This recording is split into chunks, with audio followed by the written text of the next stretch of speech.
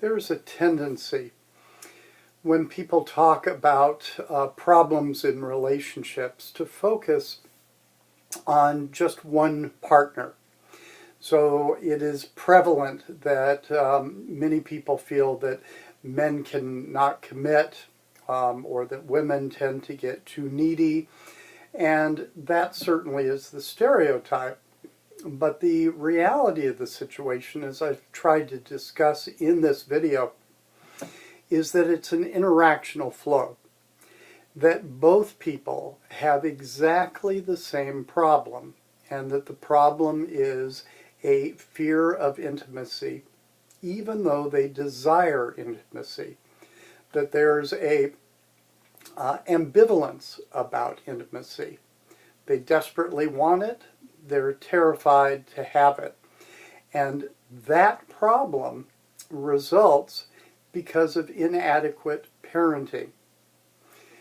That there is not the gentle interplay between enough security when someone is very, very young, and also enough encouragement so that the child can go out, learn to be on their own, and gain a sense of mastery.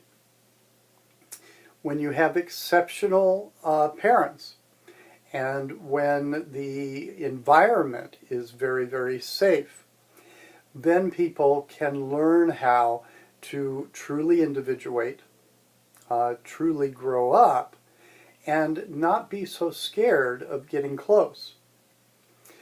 Most of the time, when there are problems with intimacy, and I do think it's an extremely common problem, what happens is you get that push-pull relationship. Each partner blaming the other for the way that they are and demanding that the other person gives the needs that the other person wants, instead of really realizing that they have to take care of themselves, and that usually we can take care of all of our needs. We might want something more from our partners, but we have to realize that we don't necessarily deserve it. We don't get it just because we want it. It's only if the other person cares to give it, and that usually we can take care of most of our needs ourselves. These relationships are very, very immature, very destructive, but usually don't get into violence. My private practice is here in Scottsdale, Arizona, and recently we've had an indication of love addiction gone awry and to actually become violent. So some of you might be aware of the Jodi Arias case. And all of the misconceptions that I talk about in this video is really apparent from that case.